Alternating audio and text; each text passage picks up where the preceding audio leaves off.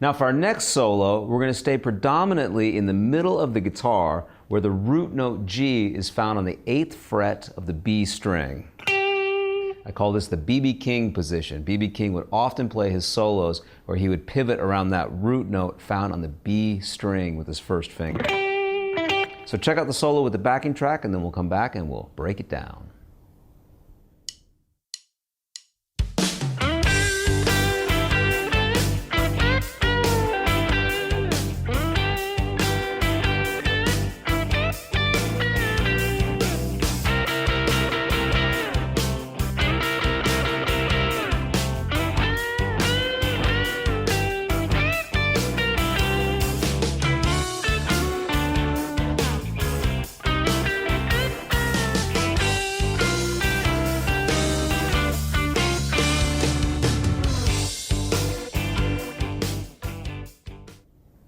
All right, so here's the first lick.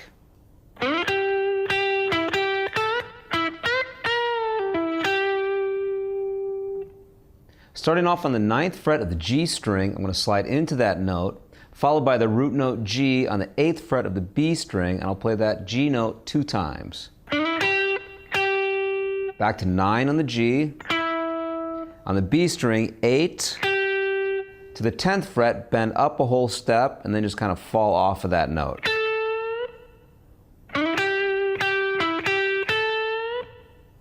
Back to the 9th fret of the G string. To the 11th fret of the B string, bend up a whole step, and then bend up a whole step from the 10th fret of the B string.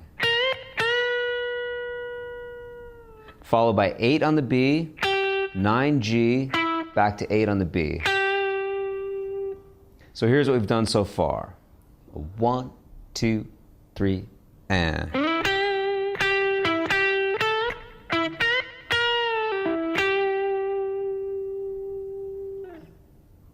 The second lick starts off the same but ends differently. It goes like this.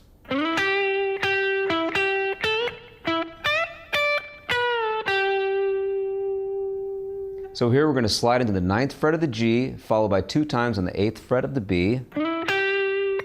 Back to 9G, 8B, bend a whole step from the 10th fret of the B string. Back to 9 on the G.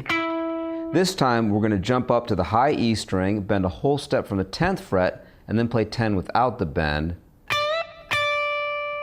And now a pre-bend of a half step from the 10th fret of the B string. So we'll bend up a half step, then strike the note and release, followed by the 8th fret of the B string.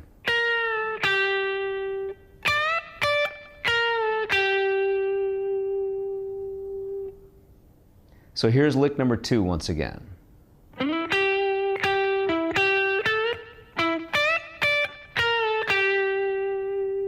So we're really centering the ideas around the root note G here on the B string.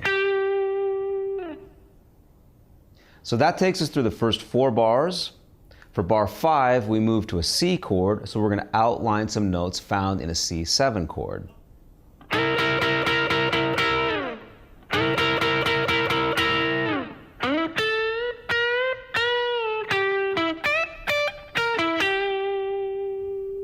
So if you can imagine a C7 chord, a C major bar chord looks like this. Lift up your 4th finger, you've got a C7 chord. We're going to take the 9th fret of the G string along with the 11th fret of the B string and play our triplet rhythm. Triplet, triplet, boom. So the rhythm, pop, pop, pop, pop, pop, pop, bom. I'll play those 2 strings with that same rhythm 2 times.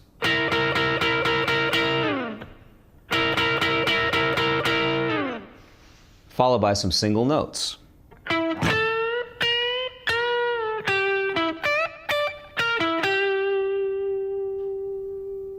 So here I'm going to play on the 9th fret of the G string, bend up a whole step from the 10th fret of the B, and then bend up a whole step from the 11th fret of the B.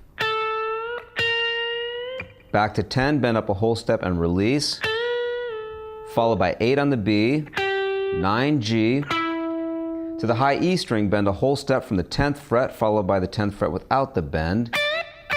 And the last 3 notes of this lick, 11 B, 9 on the G, back to 8 on the B string. There's our root note once again, G.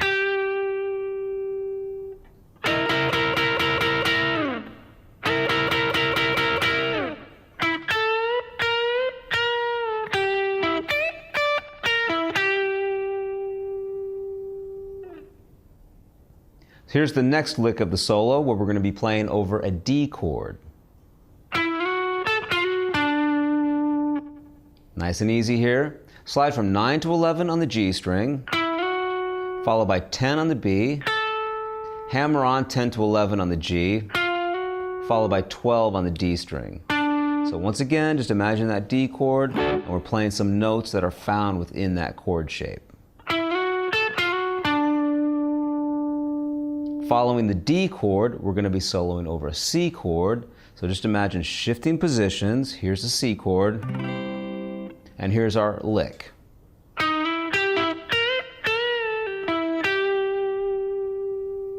Slide from 8 to 9 on the G string, followed by 8B, 9G, and then do a bend from the 11th fret of the B string, followed by a bend from the 10th fret of the B string, releasing, pulling off to the 8th fret,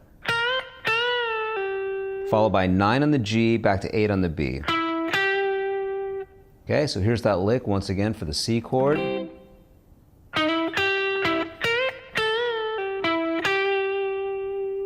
And then here's our turnaround.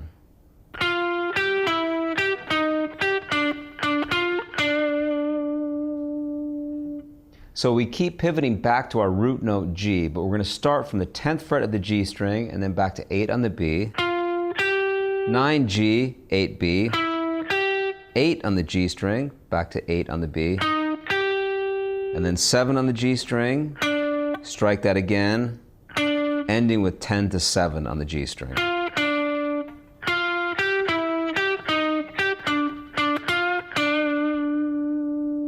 And there's our turnaround lick. So now let's go back and try and put all of these ideas together. 1, 2, 3, 4.